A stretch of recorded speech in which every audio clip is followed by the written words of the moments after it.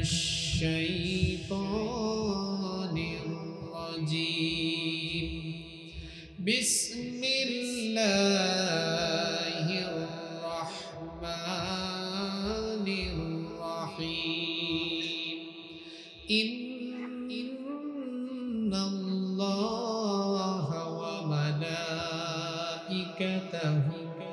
يصلون على النبي يا أيها الذين آمنوا صلوا عليه وسلموا تسليما কেউ চুপ থাকবেন না, আমার সাথে পড়েন আল্লাহুম্মা সাল্লি আলা মুহাম্মাদ ওয়া আলা আলি মুহাম্মাদ কামা সাল্লাইতা আলা ইব্রাহিম ওয়া আলা আলি ইব্রাহিম ইন্নাকা হামিদুম মাজিদ আল্লাহুম্মা বারিক আলা محمد وعلى آل محمد كما باركت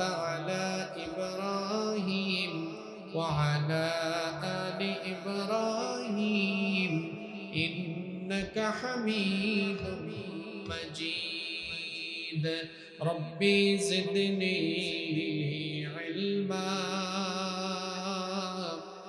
ربي زدني علما رب اشرح لي صدري ويسر لي أمري واحلل عقدة من لساني يفقه قولي سبحانك لا علم لنا إلا ما علمتنا إنك أنت العليم الحكيم صدق الله العظيم বাংলাদেশের ঐতিহ্যবাহী যশোর জেলার মনিরামপুর উপজেলায় অবস্থিত জয়পুর উত্তরখালী ৯ নং ওয়ার্ড পশ্চিমপাড়া যুব সমাজের উদ্যোগে জুলাই আগস্টের শহীদ ও আহতদের স্মরণে আয়োজিত আজকের এই তাফসীরুল কোরআন মাহফিলের মুহতারাম শ্রদ্ধাভাজন সভাপতি, বিশিষ্ট শিক্ষাবিদ, মানুষ গড়ার কারিগর, আমাদের সকলের শ্রদ্ধাভাজন অবসরপ্রাপ্ত শিক্ষক জনাব মাস্টার নুরুল ইসলাম, আল্লাহ তাআলা তাকে হায়াতান তাইয়্যিবা সিহহাতান কুল্লিয়া দান করেন। আমরা সবাই বলি আমিন। আজকের মাহফিলের সম্মানিত প্রধান অতিথি, বিশিষ্ট আইনজীবী, বিশিষ্ট সমাজসেবক ও রাজনীতিবিদ, মনিরামপুরের মাটি ও মানুষের নেতা, গণমানুষের প্রিয় ব্যক্তিত্ব, জননন্দিত জননেতা জনাব অ্যাডভোকেট গাজী এনামুল হক, বিশেষ অতিথি মনিরামপুর উপজেলা বাংলাদেশ জামায়াতে ইসলামীর থানা আমির জনাব অধ্যাপক ফজলুল হক। আল্লাহ তাদের উভয়কে দ্বীনের জন্য কবুল করেন, মানুষের খেদমতে আল্লাহ তাদেরকে কবুল করেন। আমাদেরকে বক্তব্য শুনিয়েছেন মুফাসসিরে কোরআন হযরত মাওলানা ইব্রাহিম খলিলুল্লাহ।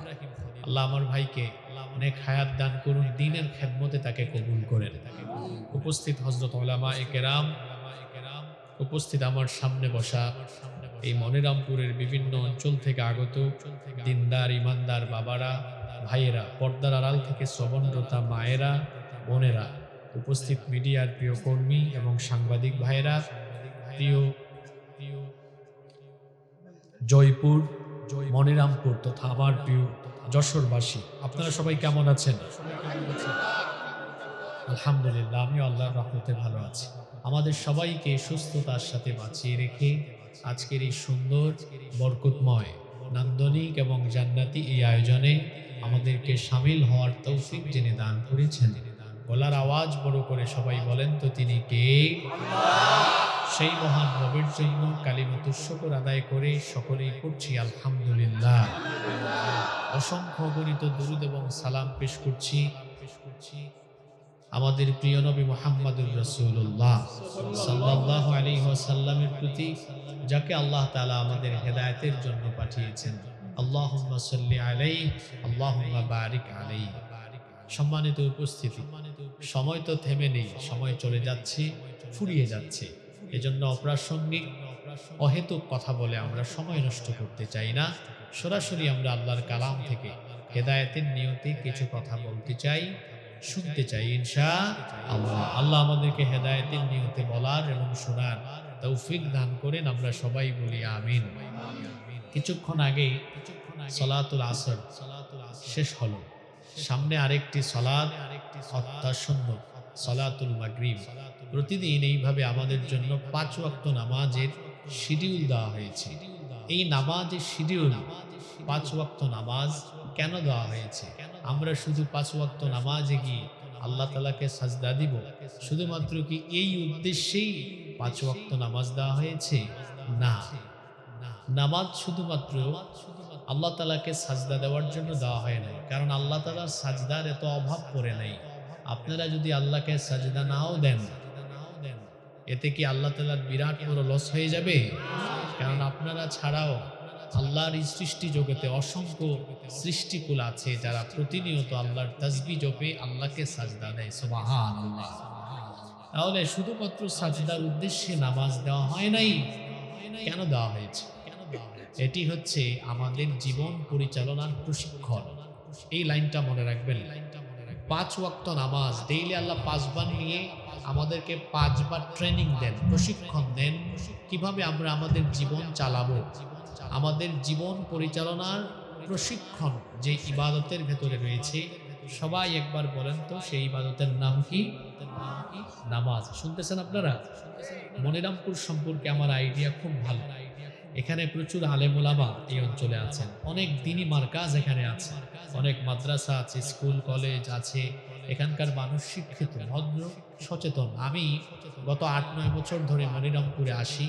প্রতি বছর মাহফিলে আসলে দেখি মানুষ খুব মনোযোগ দিয়ে কথাবার্তা শুনে। শুধু মুসলমান না, এখানে অন্যান্য ধর্মের অনেক ভাই বোনরা বসবাস করে। আমি সচরাচর দেখেছি, আমি আমার মাহফিলে হিন্দু ভাই বোনদেরকেও আসতে দেখেছি।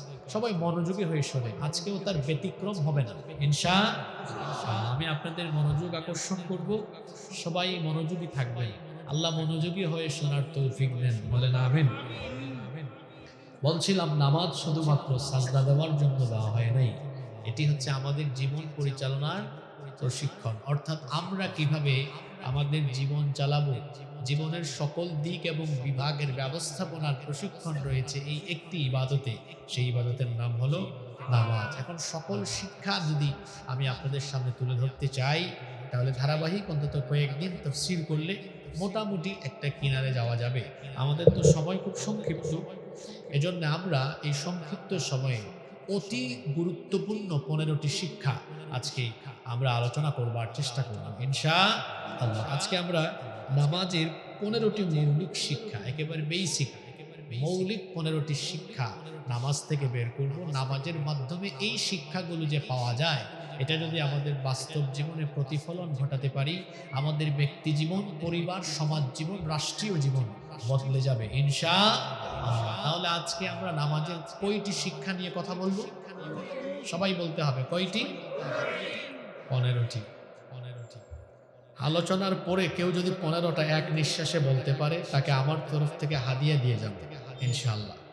মনোযোগ থাকবে তো? এক নিঃশ্বাসে বলতে হবে 15টা শিক্ষা। পারবেন? পারবেন না?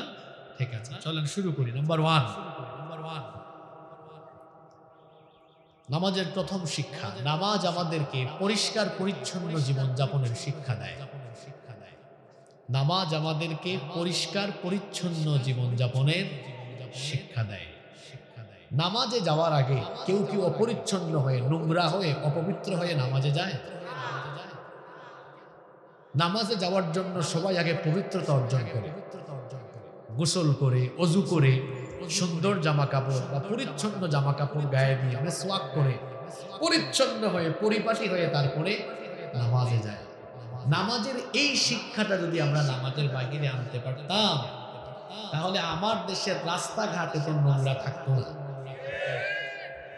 আমি এজন্য আফসোস করে বলি, পৃথিবীর বহু অমুসলিম দেশে যেখানে মুসলমান নাই সেখানে ইসলাম আছে, আর মুসলমান বহু দেশে মুসলমান আছে কিন্তু ইসলাম নাই। কথা বুঝেন নাই আপনারা?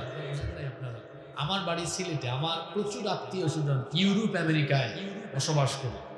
আমিও কয়েকটা দেশ সফর করার আমার সুযোগ হয়েছে। দেখা যায় বিভিন্ন দেশ যেখানে অমুসলিম, কোনো মুসলমান নাই, আপনি একটা শু পরে বের হলে 2 দিন 3 দিন পড়তে পারবেন, জুতায় ময়লাও লাগবে না, রাস্তাঘাট এত পরিষ্কার। আশ্চর্য ব্যাপার, তাদের দেশে মুসলমান নাই কিন্তু ইসলামের যে নীতি, পরিচ্ছন্ন জীবনযাপন করার নীতি, ওটা তারা গ্রহণ করে ফেলেছে। আর আমার দেশে দেখেন ময়লা আর ময়লা, আবর্জনা আর আবর্জনা। এমনটা কি হওয়া উচিত ছিল? তো নামাজে গিয়ে কি পরিচ্ছন্নতার এই ট্রেনিং আপনি নিয়ে আসেন? দেখা যায় নামাজে আমরা যাই কিন্তু নামাজের বাহিরের জীবনযাপন হলো অত্যন্ত পরিচ্ছন্ন। আমরা দেখা যায় কাজ কাম যখন করি তখন তো কাপড় ময়লা হোক কোনো অসুবিধা নাই, কিন্তু এমনিতেই যখন আমরা নরমালি চলাফেরা করি অনেকে আমরা ময়লা নিয়ে চলাফেরা করি। দাঁত পরিষ্কার করে না, যখন সে কথা বলে মুখ থেকে দুর্গন্ধ ছড়ায়, এটা তো কোনো মুমিনের জীবনযাপন হতে পারে না। আমার নবী তো প্রত্যেক দিন মিসওয়াক করেছেন 7 বার। জুড়ে বলেন কয়বার? বর্তমান যুগের মানুষ বেশি পরিচ্ছন্ন, বেশি স্মার্ট না? আমার নবী স্মার্ট। আপনি চিন্তা করে দেখেন, আমরা তো মাত্র 2 বার দাঁত ব্রাশ করি, ঘুমানোর আগে একবার, ঘুম থেকে উঠে আরেকবার। আর আমার নবী এতটা স্মার্ট ছিলেন, আমাদের মা উম্মুল মুমিনিন আয়েশা রাদিয়াল্লাহু আনহা তিনি বলেছেন নবীজি ঘুমাতে যাওয়ার আগে মিসওয়াক করতেন, ঘুম থেকে উঠার পরেও সবার আগে মিসওয়াক করতেন। তাহলে হইল মোট কয়বার? 2 বার। বলবেন হুজুর আরো 5 বার কোথায় গেল? ওই যে সেই হাদিস, আল্লাহর নবী প্রত্যেক 5 ওয়াক্ত নামাজের আগে আরো 5 বার মিসওয়াক করতেন। তাহলে 5 আর 2 হইল কত? কিন্তু আমাদের অনেকের দাঁতও পরিচ্ছন্ন থাকে, বাড়িঘর বাড়ির আঙিনাও পরিচ্ছন্ন থাকে, অথচ আল্লাহর নবী বলেছেন তাহিরু আফনিয়াতাকুম ফাইন্নাল ইয়াহুদা লা তুতাহিরু আফনিয়াতাহা, তোমরা তোমাদের বাড়িঘরের আঙিনা পরিষ্কার পরিচ্ছন্ন রাখো, কারণ ইহুদিরা তারা তাদের বাড়ির আঙিনা ময়লা রাখে, তোমরা সেরকম রাখো না। দেখো না, পরিষ্কার পরিচ্ছন্ন জীবনযাপন করো। আমার নবী কতটা পরিচ্ছন্ন, কতটা পরিপাটি জীবনযাপন করতেন। আল্লাহর নবীর সাহাবীদের কাছ থেকে শুনেন, সাইয়েদনা আনাস ইবনে মালিক রাদিয়াল্লাহু আনহু তিনি বলছেন, মা শামামতু আনবারুন কাত্তু ওয়ালা মিসকান ওয়ালা শাইআন আতিয়াবু মিন রিহি রাসূলিল্লাহ। আমরা বলি সাল্লাল্লাহু, তারা বলতেন আল্লাহর নবী যখন আমাদের পাশ দিয়ে যেতেন, আল্লাহর নবীর শরীর মুবারক থেকে এমন সুগন্ধ আমরা পেতাম, যেই সুগন্ধ মেশকে আম্বরের চাইতে আরো বেশি পবিত্র। মানুষ পরিষ্কার থাকলে শরীর থেকে সুগন্ধ আসে না অপরিষ্কার থাকলে সুগন্ধ আসে? পরিষ্কার। আমার রাসূল পরিষ্কার পরিচ্ছন্ন পরিপাটি জীবনযাপন করতেন। আমরা রাসূলের উম্মত হিসাবে আমরা নিজেদের মাথা থেকে পা পর্যন্ত পরিষ্কার পরিচ্ছন্ন রেখে পরিপাটি জীবনযাপন করব। ইনশাআল্লাহ এই শিক্ষা নামাজের ভেতরে আছে না নাই? আমরা আমাদের বাড়ি ঘর রাস্তাঘাট সবকিছু পরিচ্ছন্ন রাখবো। আমরা যদি নিজেরা এরকম দায়িত্ব নিতে পারতাম, বাংলাদেশের চিত্র বদলে যেত, একটি পরিচ্ছন্ন বাংলাদেশ আমরা পেতাম। এটা শুধু সিটি কর্পোরেশন আর সরকারের দায়িত্ব নয়। আমার বাড়ির সরকার তো আমি, আমার শরীরের সরকার আমি, আমার শরীরকে, আমার বাড়িকে, আমার রাস্তাঘাটকে আমি পরিচ্ছন্ন রাখবো। এভাবে যদি দায়িত্ব নিতে পারতাম, বাংলাদেশ কি বদলে যেত না? আল্লাহ এগুলো আমাদেরকে মানার তৌফিক দেন। তাহলে নামাজের 1 নম্বর শিক্ষা পেলাম, নামাজ আমাদেরকে পরিচ্ছন্নতার শিক্ষা দেয়। নাম্বার 2, নামাজের 2 নম্বর শিক্ষা হলো নামাজ আমাদেরকে ঐক্যবদ্ধ থাকার শিক্ষা দেয়। ঐক্যবদ্ধ থাকতে হবে, দলাদলি করা যাবে না, বিভেদ ঘটানো যাবে না, ঐক্যবদ্ধ থাকতে হবে। নামাজ কি একা একা আদায় করলে হয় না জামাতে আদায় করতে হয়? একা একা নামাজ আদায় করলে তো নামাজের হক আদায় হয় না। এজন্য আল্লাহ বলেছেন ওয়া আকিমুস সালাতা ওয়া আতুজ যাকাতা واركعوا مع الراكعين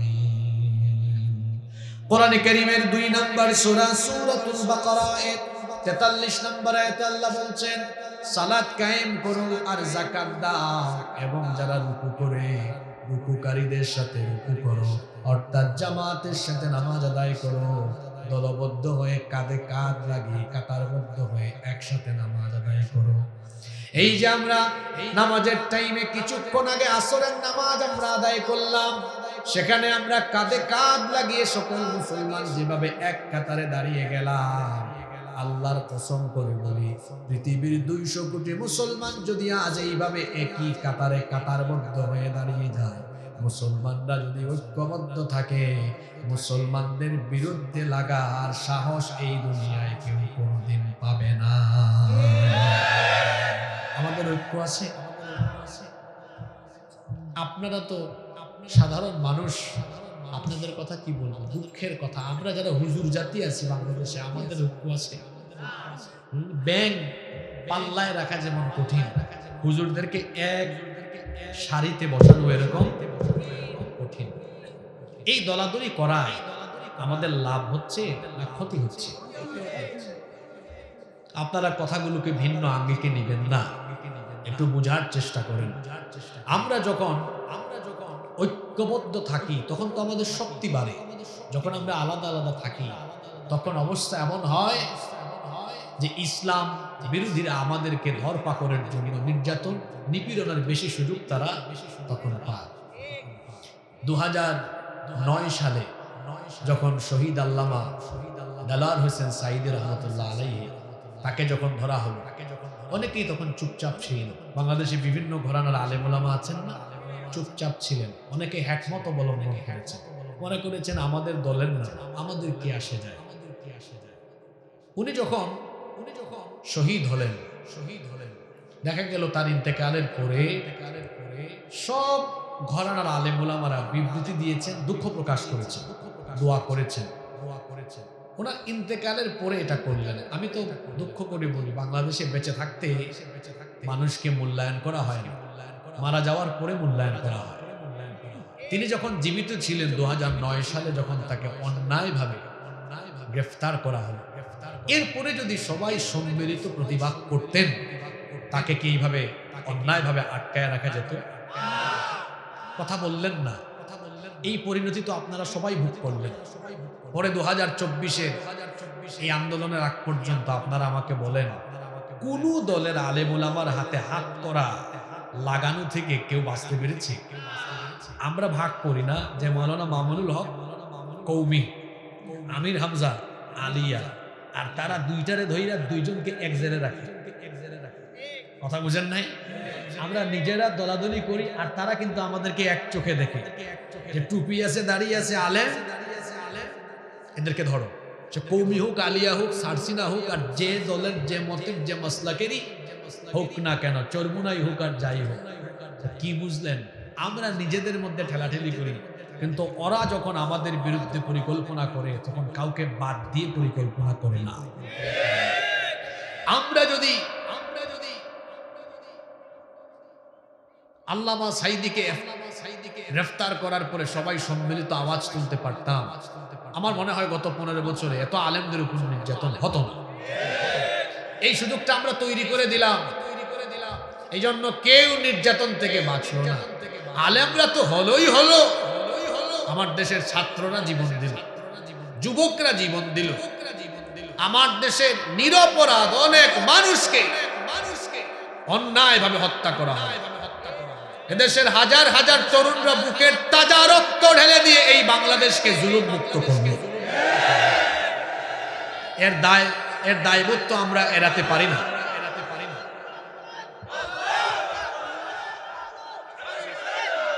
সময় কম, একটু আপনারা স্লোগান কম দিয়ে আমাকে সহযোগিতা করেন। যদি রাতের বেলা হয়তো আমি বলতাম দেন স্লোগানও শুনবেন, লম্বা সময় কথা বলবো। সময় কম তো আমরা সময়টাকে একটু কাজে লাগে। কষ্ট হচ্ছে না তো আপনাদের? আচ্ছা বলেন, আমি যে কথা বললাম এটাকে অবাস্তব কথা বলেছি? আমরা যখন আলাদা আলাদা থাকবো আমাদের শক্তি কমে যাবে। আমরা যখন ঐক্যবদ্ধ হব তখন আমাদের শক্তি বেড়ে যাবে। আমি তো বলি 5 তারিখের পরে দেশে ইসলামপন্থীদের জন্য একটা সুযোগ এসেছে। বাংলাদেশের মানুষ এখন চোর ডাকাত চাঁদাবাজ টেন্ডারবাজ দুর্নীতিবাজদেরকে চায় না। বাংলাদেশের মানুষ বাংলাদেশ পরিচালনায় আলেম উলামাদেরকে দেখতে চায়। এই সুযোগ তো কাজে লাগানো দরকার। এখনো কেন হিংসাত্মক কথা ছড়ান? এখনো কেন সংকীর্ণতা ঝেড়ে ফেলতে পারেন না? আমি আজকে এখানে বললাম, আগামীকাল সকাল 10টার ভেতরে যদি বাংলাদেশের সকল ইসলামী দল সব আলেম উলামা এক সারিতে একটু বসে মানুষকে দেখাতে পারেন, 1 ঘন্টার ভেতরে দুপুর 11টার ভেতরে বাংলাদেশের মানুষ ঘর থেকে বের হয়ে রাস্তায় আন্দোলন করবে, আমরা এই সম্মিলিত ঐক্যবদ্ধ আলেমদের হাতে বাংলাদেশ তুলে দিতে চাই। আপনারা এটা করেন না কেন? রেশারেশি বাদ দেন, দলাদলি বাদ দেন। আমাদের মধ্যে বেশি পার্থক্য নাই। পার্থক্য হলো সামান্য কিছু মাসালা মাসায়েল নিয়ে। এগুলো আমাদের ফরজ কোনো বিষয় নিয়ে আমাদের মধ্যে অনৈক্য নাই।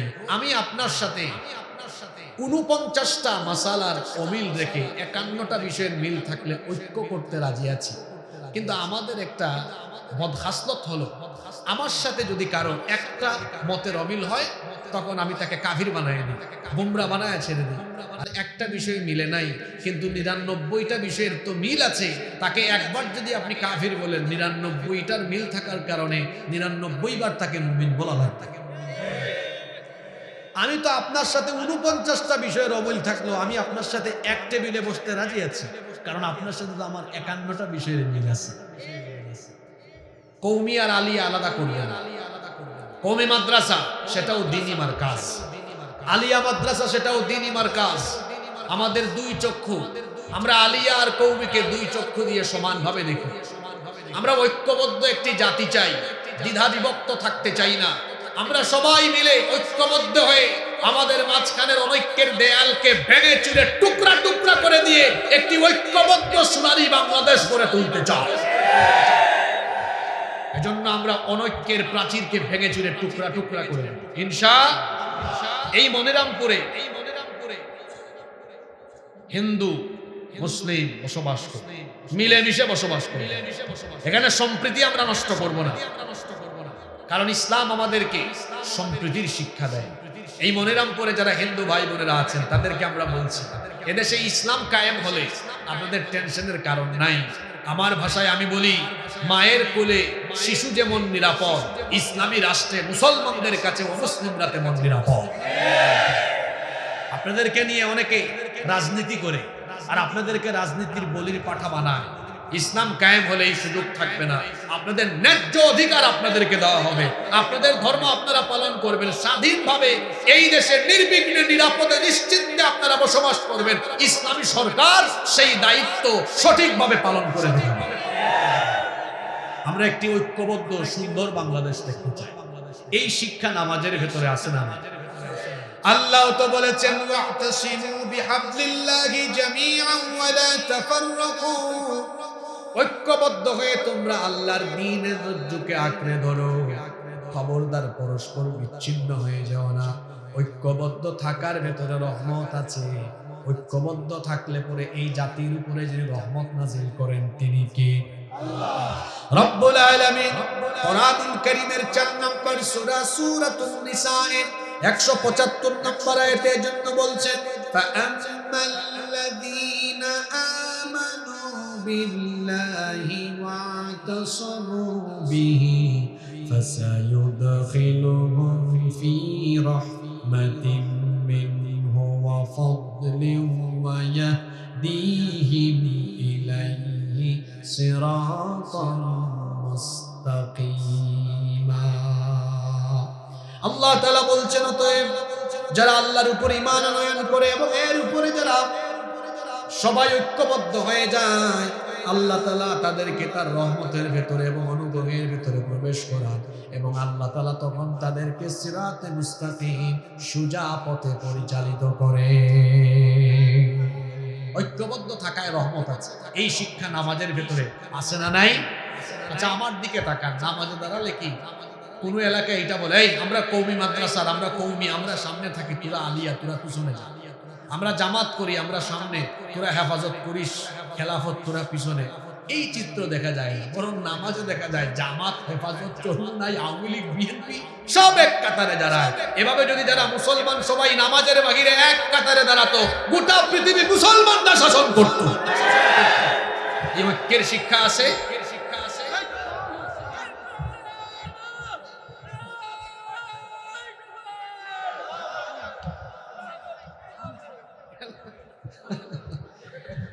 আচ্ছা, তার আবেগকে আমরা সম্মান জানাই, তবে আবেগের সাথে আমাদের বিবেক থাকা লাগবে। আপনারা এরকম করলে আমি আর বেশি লাউডলি কথা বলবো না, এভাবে কথা বলবো না। আমি আসলে মাঠ গরম করা বক্তা না, মাঠ গরম করা উদ্দেশ্যও থাকে না। আমার উদ্দেশ্য হচ্ছে মানুষকে যেন সঠিক মেসেজটা দিয়ে আমরা সবাই মিলে যেন দিনের পথে আসতে পারি। এর বাইরে আমার কোনো উদ্দেশ্য আর আপনাকে এখানে স্লোগান দেওয়াইলে আমার কোনো লাভ। বিষয়টা এমন না যে আপনাদেরকে স্লোগান দেওয়াইলে আমার দাওয়াত মেরে যাবে।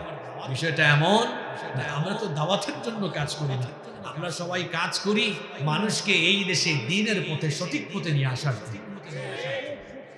আপনারা আমাকে একটু সময় দেন, সুযোগ দেন, আমরা একটু স্লোগান বন্ধ রাখি, প্রয়োজনে শেষে একবারে দিয়ে দিই, পারবো তো ইনশাআল্লাহ।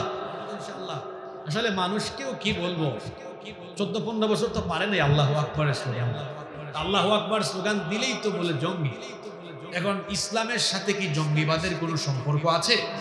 মুসলমানরা জঙ্গি নয়, সন্ত্রাসী নয়, বরং পৃথিবীতে মুসলমানরা হচ্ছে সবচাইতে সভ্য এবং শান্তিপ্রিয়। আমরা যে শান্তিপ্রিয় এর নজির দেখেন নাই? পাশের দেশ থেকে আমাদের শুধু উস্কে দেওয়ার জন্য তাদের মিডিয়াতে কত মিথ্যাচার, কত বদনাম, কত কুৎসার ওঠানো হয়েছে, আপনারা জানেন না? এই যে ময়ূখ রঞ্জন রিপাবলিক বাংলা এক চ্যানেল, ও লাফায়, ব্যাগ যেমন লাফায় ও তেমন লাফায়। তার প্রেজেন্টেশন দেখেছেন আপনারা? ও লাফায়, তুমি লাফাও কেন? আর এমন এমন উস্কানিমূলক কথা বলে চট্টগ্রাম দখল করুন, সিলেট দখল করুন, রংপুর দখল করুন। আর আমরা আলেম ওলামারা বাংলাদেশের মানুষকে বুঝাই আর শান্ত রাখি যে বলুক, যত গর্জে তত। আমরা শান্তিপ্রিয় নই, আমরা শান্তিপ্রিয়, আমরা যুদ্ধপ্রিয় নই। আমরা যদি যুদ্ধ সংঘাত চাইতাম তাহলে তো আমরাও এরকম উস্কানি দিতাম। আমরা উস্কানি দেই না, তবে আমরা শুধু এতটুকু বলে সতর্ক করি, ভাই আমরা শান্তিপ্রিয়, যুদ্ধপ্রিয় নই। তাই বলে আপনি আমাদেরকে এত শান্তিপ্রিয় ভেবে আপনি যদি অশান্তির দাবানল জ্বালিয়ে আমাদের গায়ের উপরে এসে জ্বালানোর চেষ্টা করেন, তো মুসলমান এমন জাতি, আমরা ডিফেন্সিভ, আমরা কাউকে আক্রমণ করি না, এটা সত্য, তবে আক্রান্ত হলে কাউকে আমরা এত সহজে ছেড়েও দিই না। সাবধান হয়ে যান। আমার দেশের মানচিত্রের উপরে কুনজর দিবেন না, সেই চক্ষু আমরা উপরে ফেলতে যাই। আমার দেশের দিকে কেউ যদি কালো হাত বাড়ায়, সেই কালো হাতকে আমরা ভেঙে চুরে টুকরা টুকরা করে দিব। এই দেশে আমরা হিন্দু, মুসলমান, বৌদ্ধ, খ্রিস্টান মিলেমিশে বসবাস করছি, করব। এই দেশের সম্প্রীতি কোনোদিনও নষ্ট হবে না ইনশাআল্লাহ। বলছিলাম নামাজ আমাদেরকে ঐক্যের শিক্ষা দেয়। নাম্বার 3 নাম্বার, নামাজ আমাদেরকে ভ্রাতৃত্ববোধ শেখায়। এই যে নামাজে আমরা দাঁড়াই, কুলিওয়ালা, ঠেলাওয়ালা, রিক্সাওয়ালা, মেথর, মুচি, আপার ক্লাসের মানুষ, লোয়ার ক্লাসের মানুষ, সমাজের সাধারণ নাগরিক, এমপি, মন্ত্রী, নামাজে মসজিদে ঢুকলে কারো সাথে কারো কোনো ভেদাভেদ থাকে? সবাই এক কাতারে দাঁড়িয়ে যায়। দেখা যায় কোটিপতির পাশে রিক্সাওয়ালা দাঁড়িয়ে গিয়েছে, এমপি সাহেবের পাশে সাধারণ জনগণ দাঁড়িয়ে গিয়েছে। কোটিপতি ওই ভাই রিক্সাওয়ালাকে এই কথা বলার সাহস নাই যে তুমি সামান্য রিক্সাওয়ালা, তুমি কেন আমার পাশে দাঁড়ালে? এই কথা বলার সাহস আছে নাকি? ঠিক তেমনি ভাবে এমপি সাহেব সাধারণ জনগণকে এই কথা বলতে পারবেন না যে তুমি সাধারণ নাগরিক আমার পাশে কেন দাঁড়ালে। এটা যদি কেউ বলেও ফেলে, তাহলে ওই রিক্সাওয়ালা বা সাধারণ নাগরিক সে বলে উঠবে, এইটা মসজিদ আল্লাহর ঘর, ফুটানি দেখানোর জায়গা নয়। এখানে তুমিও আল্লাহর গোলাম, আমিও আল্লাহর গোলাম। সুবহানাল্লাহ। এই যে নামাজের ভেতরে আমাদের সুন্দর এক ভ্রাতৃত্বের নমুনা দেখা যায়, নামাজের বাহিরেও আমরা যদি সমাজে ভাই ভাই হয়ে মিলেমিশে বসবাস করতে পারি, একটি সুন্দর বাংলাদেশ আমরা পেয়ে যাব। এখানে কি ভাই ভাই মিলেমিশে থাকি? নামাজে দেখা যায় ছাড় দেয়, এক ভাই আরেক ভাইকে ছাড় দেয়, দাঁড়াইছে জায়গা হচ্ছে না, ভাই আরেকটু আমার পাশে আসেন, একটু ঘেসে দাঁড়ান। নামাজের বাইরে সুযোগই দেয় না। সুযোগ দেয়? সুযোগ দেয় না। নামাজের ভেতরে দেখা যায়, দেখেন তো এরকম হয় কিনা, এক যুবক ছেলে দাঁড়িয়েছে নামাজে, ওই যে এখন তো শীতকাল, মসজিদে কার্পেট বিছানো থাকে, এখন পিছনে হয়তো কার্পেট বিছানো নাই, যুবক দাঁড়িয়েছে, দেখছে এক মুরব্বী বাবা আসছেন, কয় বাবা আপনি বয়স্ক মানুষ, বুড়া মানুষ, আপনি সামনে যান, কার্পেট আছে, আমি যুবক দাঁড়াই। এই যে সুন্দর শিক্ষা, এই শিক্ষাটা নামাজের বাইরে যদি থাকতো, এক যুবক বাসে উঠেছে, এক মুরব্বী বাবা উঠেছেন, দাঁড়িয়ে আছেন, বাবা আপনি বসেন আমি দাঁড়িয়ে থাকি, এগুলো যদি আমরা নামাজের বাহিরে আনতাম, আমাদের সমাজটা বদলে যেত, ঠিক কি না? এই ভ্রাতৃত্ববোধের শিক্ষা আমরা নামাজের বাহিরে নিয়ে আসবো, এই দেশ পাল্টে যাবে ইনশাআল্লাহ। কষ্ট হচ্ছে নাকি আপনাদের? নাম্বার 4, 4 নাম্বার, নামাজ আমাদেরকে পাংচুয়ালিটি, সময় আনুবর্তিতার শিক্ষা দেয়, টাইম ম্যানেজমেন্ট, কিভাবে সময়কে কাজে লাগাতে হয়। আজকের যুব সমাজ সবচেয়ে বেশি সময় নষ্ট করে। যুবক ভাইয়েরা, যারা পড়াশোনা করো, ছাত্ররা, তোমরা ভদ্র ছেলের মতো সত্য কথাটা স্বীকার করো। এখন তো যুবকদের সময় নষ্টের প্রধান হাতিয়ার হলো এই মোবাইল। সত্য কথাটা বলো তো, প্রতিদিন মোবাইলে তোমরা কত ঘন্টা সময় দাও? মাশাআল্লাহ, এখানে একজন সাহসী ছেলে পাওয়া গেছে, স্বীকার করছে, সত্য কথা বলতে সাহস লাগে 10 ঘন্টা, তবে আরো বেশি আছে। আমি যদি ধরি তাহলে 10 থেকে 14 ঘন্টা, 24 ঘন্টার মধ্যে যদি 10 থেকে 14 ঘন্টা সময় কেউ মোবাইলে কাটিয়ে দেয়, ওর জীবনের তো অর্ধেকের বেশি সময় মোবাইলেই চলে যাচ্ছে। আহারে, যে সময়টুকু আমার ছাত্র ভাইয়েরা ফেসবুকে, ইন্টারনেটে নষ্ট করে, এই সময়টুকু তারা যদি পড়ালেখায়, গবেষণায় কাটাতো, আমি তো বলি এই বাংলাদেশের ঘরে ঘরে বিজ্ঞানী, দার্শনিক, মনীষী, গবেষকের জন্ম হতো। সময় নষ্ট করো না ভাই। সময় হচ্ছে মানুষের জীবনের সবচেয়ে দামি নেয়ামত। টাকা গেলে টাকা পাওয়া যায়, সম্পদ গেলে সম্পদ পাওয়া যায়, সময় গেলে সময় আর পাওয়া যায় না। 2025 সাল চলছে এখন, বলেন তো 2015 সালে এই মনিরামপুরের কোনো ব্যক্তি যদি 10 লক্ষ টাকা ক্ষতিগ্রস্ত হয়, 2025 সালে 20 লক্ষ টাকা মালিক হওয়ার সুযোগ আসতে পারে কি পারে না? পারে। 2015 সালে কারো যদি 10 বিঘা জায়গা থাকে, যদি সব হারিয়ে ফেলে, 2020 সালে আবার আরো 20 বিঘা জমির মালিক হওয়ার সম্ভাবনা থাকতে পারে কি পারে না? পারে। কিন্তু আমার আপনার জীবন থেকে যে সময় চলে গেল, এটা কি জীবনে কোনোদিন ফিরে আসবে? তাহলে বোঝা গেল, টাকা গেলে টাকা পাওয়া যায়, সম্পদ গেলে সম্পদ পাওয়া যায়, কিন্তু সময় গেলে সময় আর ফিরে পাওয়া যায় না। এজন্যই তো বলা হয়, সময় কাজে লাগিয়ে সম্পদশালী হওয়া যায়, কিন্তু সম্পদ দিয়ে জীবনের ফেলে আসা সময়কে ফিরিয়ে আনা যায় না। ও আমার যুবক ভাইরা, 5 ওয়াক্ত নামাজ তো সাজদা দেওয়ার জন্য নয়, এখান থেকে টাইম ম্যানেজমেন্টের শিক্ষা আছে। বলেন তো, প্রত্যেকটা নামাজের শিডিউল আছে না নেই? ইন্নাস সালাতা কানাত আলাল মুমিনিনা কিতাবাম মাওকুতা। নিশ্চয়ই নামাজকে সময় আনুবর্তিতার ভিত্তিতে ফরজ করা হয়েছে। ফজরের নামাজ কেউ যদি সকাল 10টায় আদায় করে হবে, নামাজের সময় হয়ে গিয়েছে, এই এলাকার মেম্বার সাহেব তিনি এখনো হাজির হন নাই, তো সবাই কি মেম্বারের জন্য অপেক্ষা করে না অপেক্ষা না করে দাঁড়িয়ে যায়? জোরে বলেন, জোরে বলেন। অপেক্ষা না করে দাঁড়িয়ে যায়, তার মানে সময় হয়ে গেলে সময়ের কাজ করতে হবে। শুধু এই সময়কে যদি আমরা বাংলাদেশে কাজে লাগাতে পারতাম, বাংলাদেশ বদলে যেত। প্রতিটা ছাত্র যদি সময়কে কাজে লাগাতো, তার ক্যারিয়ার বদলে যেত, তার জীবনটা পাল্টে যেত। জন্য কবি মতিউর রহমান মল্লিক সুন্দর লিখেছেন, যথার্থ বলেছেন, যাই যাই যাই যাই দিন চলে যাই, কোরআন পড়লাম না, কত নোবেল নাটক পড়লাম, হাদিস ধরলাম না, সত্যিকারের খাঁটি মুমিন মুসলিম হলাম না যে, কেউ কি জানে সেই ঘড়িটা লাগবে কই দিন কাজে, ঠিক ঠিক ঠিক ঠিক যে ঘড়িটা বাজে, ঠিক ঠিক বাজে, কেউ কি জানে সেই ঘড়িটা লাগবে কই দিন কাজে। হায় হায় হায় হায়, আসল ঘড়ির অর্থ বুঝলাম না, সময় থাকতে সময়ের মূল অর্থ খুঁজলাম না, খাইলাম দাইলাম ঘুরলাম শুধু এই দুনিয়ার মাঝে, কেউ কি জানে সেই ঘড়িটা লাগবে কই দিন কাজে, কেউ কি জানে সেই ঘড়িটা লাগবে কই দিন কাজে। কত সুন্দর কথা তিনি বলেছেন। হ্যাঁ, সময় থাকতে সময়ের দাম দেয় না। এই সময়ানুবর্তিতার শিক্ষা যদি আমরা নিতে পারতাম, আমাদের দেশটা বদলে যেত। আমার দেশের সময় মেনটেন কেমনে হয় জানেন?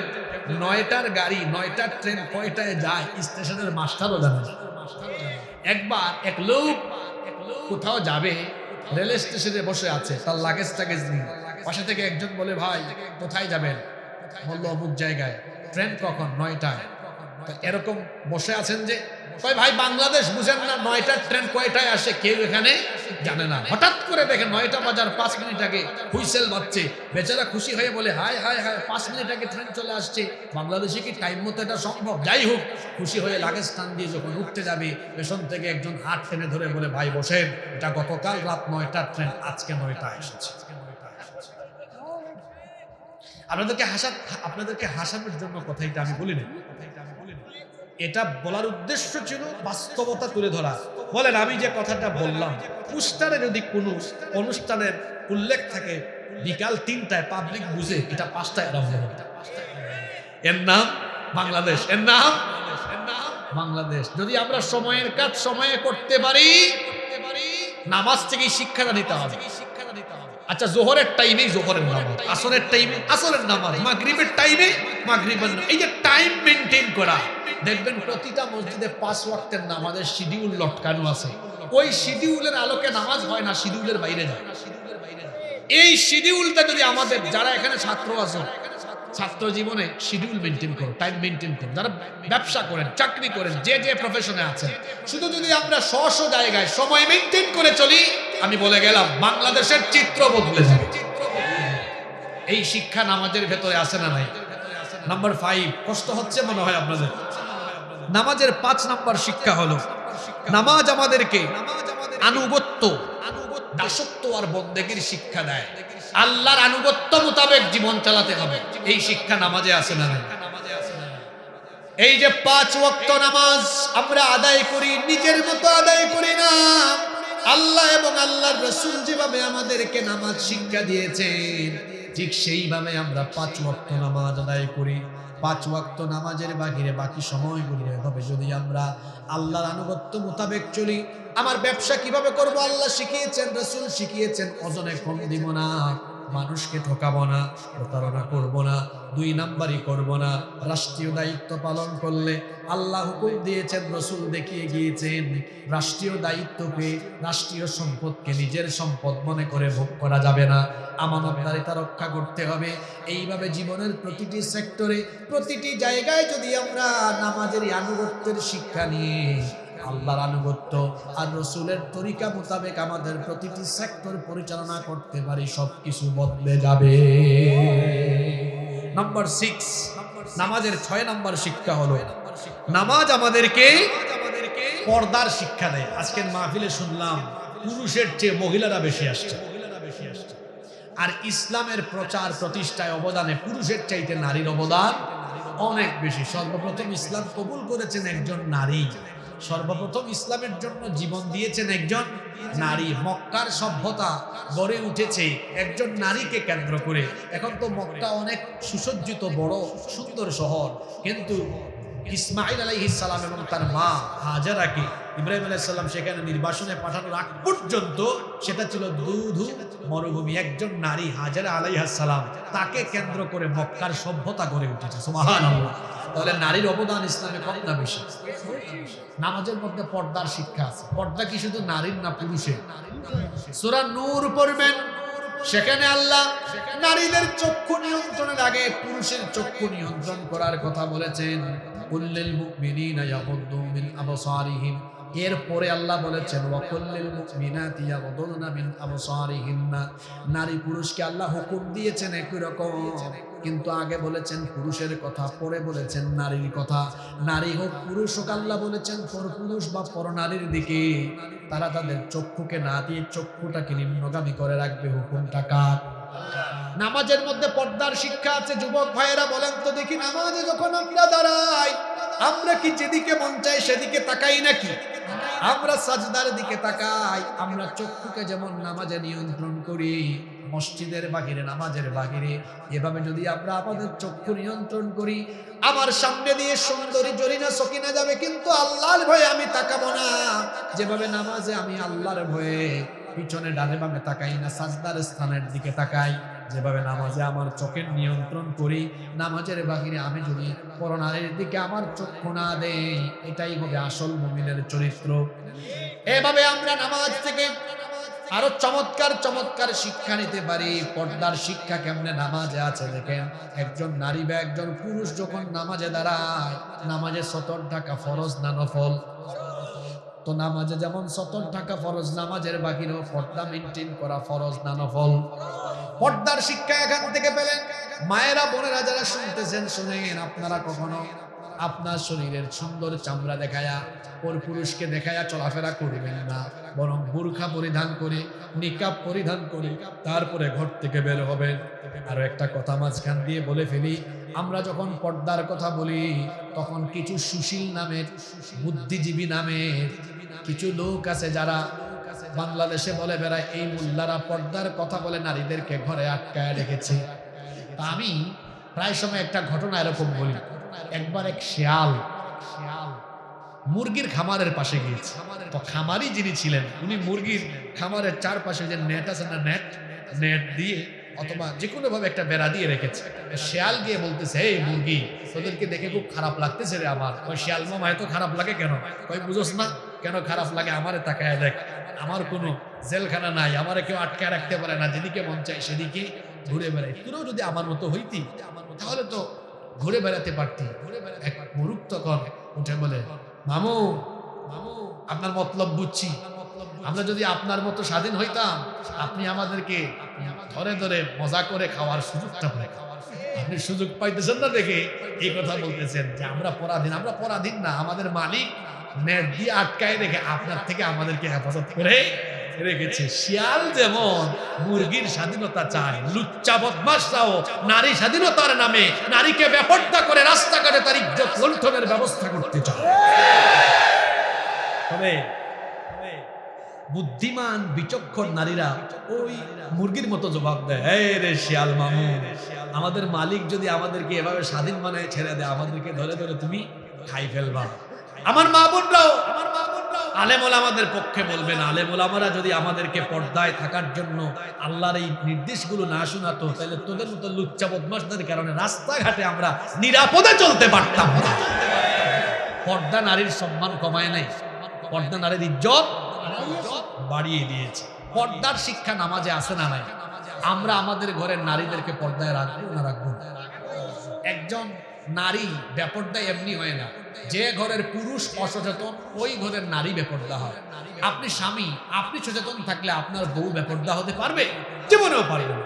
আপনি বাবা, আপনি সচেতন থাকলে আপনার মেয়ে কোনোদিন বেপর্দা হতে পারবে না। যে ঘরের পুরুষ তার নারীকে বেপর্দায় রাখে, রাসূল বলেছেন এই পুরুষের নাম দাইয়ুস, আর এই দাইয়ুস কোনোদিন আল্লাহর জান্নাতে ঢুকতে পারবে না। আপনাদের প্রতি আমার অনুরোধ, আমার মা বোনদেরকে পর্দায় রাখবেন। আর আমার মা বোনদের কাছে আমার বিনীত আবেদন, আপনারা বেপর্দা হয়ে ঘর থেকে বের হবেন না। আমার মায়েরা বোনেরা পর্দা মেনটেন করবেন। আপনারা পড়ালেখা করেন, চাকরি করেন, ব্যবসা করেন, সব করতে পারবেন, ইসলামের কোনো আপত্তি নাই।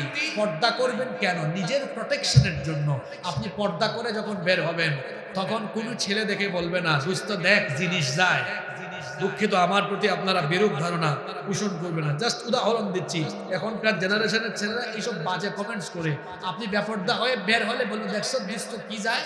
আর আপনি যখন পর্দা মেনটেন করে যাবেন তখন আপনাকে এইরকম বাজে কথা কোনোদিনও বলবে না, বরং বলবে আপুটাকে সাইড ছেড়ে দাও, আপুটা রাস্তা দিয়ে চলে যাও। সুবহানাল্লাহ। পর্দার কারণে, বুরখার কারণে আপনার সম্মান বাড়লো না কেন? আমার মা বোনদেরকে আল্লাহ পর্দায় থাকার তৌফিক দেন।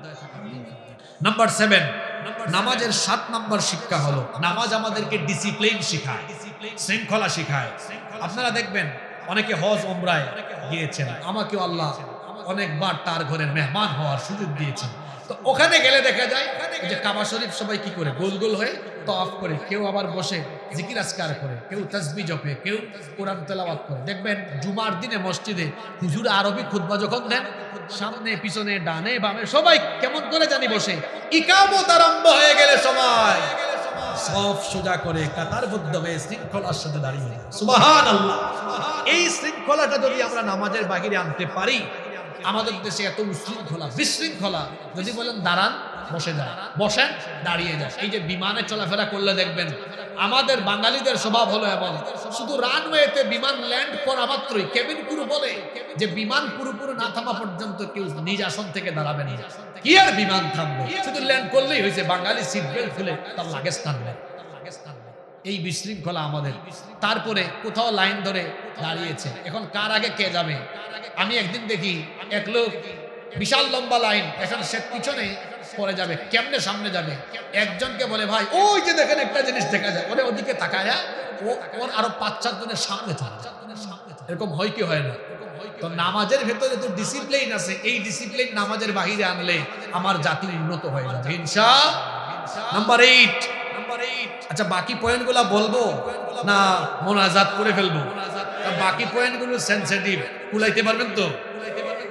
বাকি পয়েন্টগুলো সব সমাজ আর রাষ্ট্রের সাথে জড়িত, বলবো? নাম্বার 8 নাম্বার, নামাজ আমাদেরকে সঠিক নেতা নির্বাচনের শিক্ষা। বলবো? আচ্ছা বলেন তো, নামাজে জামাতে আমরা নামাজ আদায় করলে অযোগ্য, অপদার্থ, মূর্খ, আলেম না এরকম কোন ব্যক্তিকে আমরা কি নামাজের ইমাম বানাই? এরকম ব্যক্তি ইমাম হলে আপনারা নামাজ আদায় করবেন? নামাজে যেমন একজন বেআমল কিংবা একজন অযোগ্য অপদার্থ লোক নামাজের ইমাম হওয়ার যোগ্যতা রাখে না, ঠিক তেমনি নামাজের এই শিক্ষা নামাজের বাহিরে এনে কোন অযোগ্য অপদার্থ, চোর, বাটপার, সন্ত্রাস, দুর্নীতিবাজকে সমাজ এবং রাষ্ট্রের নেতা বানানো যাবে না। এই শিক্ষা নামাজে আসে না নাই? ঠিক তো এত জোরে বললেন আপনারা, যদিও যশোরের মানুষ খুব ভালো, আমি জানি আপনাদেরকে খুব ভালোবাসি, আমি আল্লাহর জন্য ভালোবাসি। কিন্তু বাংলাদেশের অধিকাংশ জায়গায় দেখবেন মসজিদের কমিটি, আরে বাপরে বাপ, যে সচেতন, সামনে রমজান মাস আসতেছে, দেখবেন তারাবির ইন্টারভিউয়ের জন্য বলবে হুজুরের তেলাওয়াতটা কেমন দেখেন, ভালো ভালো আলেম নিয়ে আসে ইন্টারভিউর জন্য, ভালো ইমাম লাগবে। আবার এই মসজিদের কমিটি, মসজিদের মুসল্লি দেখা যায় ইলেকশন আসলে, নির্বাচন আসলে, তখন যে বেশি টাকা খাওয়াতে পারবে, যার চরিত্র যত খারাপ, তাকে দেখা যাবে ভোট দিয়ে সমাজের নেতা বানিয়ে দিবে। আরে আপনার মসজিদ তো মাত্র 2000-4000 স্কয়ার ফিটের মসজিদ। এই মসজিদ সুন্দরভাবে পরিচালনার জন্য যেমন যোগ্য ইমাম দরকার, ঠিক তেমনি একটা ইউনিয়ন, একটা উপজেলা পরিষদ, একটি সংসদীয় আসন 56,000 বর্গ মাইলকে সুন্দরভাবে দুর্নীতিমুক্ত, ক্ষুধামুক্ত একটি সুন্দর দেশ হিসাবে পরিচালনার জন্য সেখানেও নামাজ থেকে শিক্ষা নিয়ে সৎ, আমানতদার, আল্লাহওয়ালা, পরহেজগার মানুষকে সমাজের নেতা বানানো দরকার। এই শিক্ষা নামাজ থেকে নিতে পারলে আমার দেশ বদলে যাবে। আমার দেশে সম্পদের কোনো অভাব নাই। আপনাদের এলাকায় আজকে আসার সময় দেখলাম রাস্তার 2 ধারে সরিষা ক্ষেত, মনে হয় খুব সরিষা হয় এখানে। হ্যাঁ, আর নেয়ামতের তো অভাব নাই, এখানে প্রতিটা গাছে গাছে দেখলাম হাড়ি লাগানো, হ্যাঁ, খেজুরের রস, এত নেয়ামত এই দেশে। দেখেন সুবহানাল্লাহ, মাটি তো এমন, এখানে যেটা ফেলা হয় সেটা হয়ে যায়। ধান আছে, গম আছে, ভুট্টা আছে, সরিষা আছে, কি নাই এই দেশে? ওই উত্তরবঙ্গে গেলে দেখা যায় নওগাঁ, জয়পুরহাট, কুড়িগ্রাম, নীলফামারী, দিনাজপুর, এত ক্ষেত ওই দিকে, আলু, শাক সবজি, ধান, অভাব নাই। আমার বাড়ি সিলেটে, এখানে আছে পাথরের খনি, আছে সেখানে কয়লার খনি, সিলেটে আছে গ্যাসের খনি, চায়ের সম্পদ। চট্টগ্রামে যান, সাগরের বহু নেয়ামত আল্লাহ আমাদেরকে দিয়েছেন। এই দেশে সম্পদের কোনো অভাব নাই, শুধু অভাব হলো ভালো মানুষের। এই দেশে যেমন আছে সম্পদের খনি, তেমনি এই দেশকে লুটপাট করে খাওয়ার জন্য আছে চোর আর ডাকাতের খনি। এই দেশে 54 বছর ধরে শুধুমাত্র দল আর ব্যক্তি চেঞ্জ হয়েছে, পরিবর্তন হয়েছে, কিন্তু মানুষ সুখ পায় নাই। মানুষ সুখ পেয়েছে খাসলতে কি? 5 তারিখের পরে 7 তারিখ, কয় তারিখ? আমি তো চট্টগ্রাম শহরে বসবাস করি। আমি এক এলাকায় গেলাম পারিবারিক কাজে, একটা জিনিস কিনবো। বললাম ভাই এখন তো মনে হয় ব্যবসা বাণিজ্য খুব আরামে করতেছেন। কই হুজুর কে বলছে আপনাকে আরামে করতেছি? সিন্ডিকেট, চাঁদাবাজি আগের জায়গায় আছে, শুধু ব্যক্তির পরিবর্তন হয়ে গেছে। এইরকম বাংলাদেশ আমরা চাই না। আমরা চাঁদাবাজ মুক্ত, টেন্ডারবাজ মুক্ত একটি আদর্শ বাংলাদেশ চাই। এটা পাবো কেমনে? ওই চোর, বাটপার, চাঁদাবাজদের পরিবর্তে আল্লাহওয়ালা, আমানতদার ব্যক্তিদেরকে আমরা পার্লামেন্টে পাঠিয়ে আমরা একটি আলোকিত বাংলাদেশ গড়ে তুলব ইনশাআল্লাহ। এই শিক্ষা কোথায় আছে? দেখছেন নামাজের ভিতরে কত শিক্ষা। এটা শুধু সাজদার জায়গা না, এটা হচ্ছে জীবন পরিচালনার, ওই যে একটা লাইন বলছিলাম, জীবন পরিচালনার প্রশিক্ষণ, জীবন পরিচালনার। বাকিগুলা কি বলবো? নাম্বার 8, নামাজের 8 নাম্বার শিক্ষা হলো নামাজ আমাদেরকে নেতার প্রতি, লাইনে চলে আসছে না, 8টা হয়েছে, ঠিক আছে। নাম্বার 9 নাম্বার, নামাজ আমাদেরকে নেতার প্রতি আনুগত্য শিখায়। নেতার প্রতি কি শিখায়? কিভাবে? আচ্ছা, হুজুর যখন নামাজে দাঁড়ান, ইমাম সাহেব তিনি যখন রুকুতে যান, মুসল্লি কি সেজদায় যায়? মুসল্লিও তখন কিসে যায়? রুকুতে যায়। ইসলামী রাষ্ট্রে যদি আল্লাহ ওয়ালা শাসক থাকে, তার আনুগত্য করা তখন ফরজ হয়ে দাঁড়ায়। তিনি যে কর্মসূচির ডাক দিবেন সেই কর্মসূচিতে তখন সবাই অংশগ্রহণ করবে। এই শিক্ষা নামাজের ভেতরে আছে না? 10 নাম্বার, নামাজ আমাদেরকে ভুল নেতৃত্ব সংশোধন করার শিক্ষা দেয়। অন্ধ আনুগত্য করা যাবে না। পৃথিবীতে কেবলমাত্র অন্ধ আনুগত্য একজনের করা যায়, তিনি মুহাম্মাদুর রাসূলুল্লাহ সাল্লাল্লাহু আলাইহি ওয়াসাল্লাম। শর্তহীন আনুগত্য, অন্ধ আনুগত্য করতে হবে রাসূল, এছাড়া কারো অন্ধ আনুগত্য করা যাবে। যদি আমার নেতা কোনো ভুল করে, আমার দেশের কোনো নেতা, কোনো রাষ্ট্রপ্রধান যদি ভুল করে, তখন কি করতে হবে? এই শিক্ষা নামাজে আছে। ইমাম সাহেব নামাজে আল্লাহু আকবার নামাজ শুরু করেছেন, এরপরে আমরা জানি নামাজ শুরু করতে হয় সূরা ফাতিহা দিয়ে। ইমাম সাহেব ভুল করে বসছেন, আল্লাহু আকবার, ইয়াসিন ওয়াল কুরআনিল হাকীম। আপনারা চুপ থাকবেন নাকি? পিছন থেকে তখন বলে উঠবে আলহামদুলিল্লাহি রাব্বিল আলামিন। ভুল করেছে, সংশোধন দিচ্ছে। নামাজে যেমন ইমাম সাহেব ভুল করলে পিছন থেকে মুসল্লি সংশোধনী দেয়, ঠিক তেমনি রাষ্ট্র ব্যবস্থায়, সমাজ ব্যবস্থায় কোন নেতা যখন কুরআন সুন্নাহ ইসলাম মুসলমান দেশ আর দেশের স্বাধীনতা সার্বভৌমত্বের বিপরীতে চলে যাবে, তখনই সবাই ঐক্যবদ্ধ হয়ে প্রতিবাদী আওয়াজ তুলতে হবে। এই শিক্ষা নামাজে আছে না নাই? 11 নাম্বার, আজান হয়ে যায় নাকি আবার? 11 নাম্বার, নামাজের 11 নাম্বার শিক্ষা হলো নামাজ আমাদেরকে 10 না তো 11, ওই যে এখানে আলোচনা নোট হচ্ছে, নোট করা হচ্ছে। 11 নাম্বার, নামাজের 11 নাম্বার শিক্ষা হলো নামাজ আমাদেরকে ভুল নেতৃত্ব পরিবর্তন করা শিক্ষা দেয়। এটা যুবকরা আমল করে ফেলছে বাংলাদেশ। আচ্ছা, পুরো ইমাম সাহেবের লুকমা দেওয়ার পরেও শুনে না, এটাকে নামাজের সামনে রাখে না টেনে নিয়ে আসে। ঠিক তেমনি কোন শাসক ভুল করলে প্রথমে সংশোধনী দেওয়া হবে, সংশোধনী দেওয়ার পরেও যদি ঘাড় তেরামি করে 5 তারিখে যেভাবে করে যুবক তরুণরা, ছাত্র জনতা ঐক্যবদ্ধ হয়ে একদম গদি ছাড়া করে দিয়েছে, এই বাংলাদেশে কেউ যদি আবার ফ্যাসিবাদ স্বৈরাচার কায়েম করতে চায়, ঘাড় ধরে টেনে নামায়া দেওয়া হবে।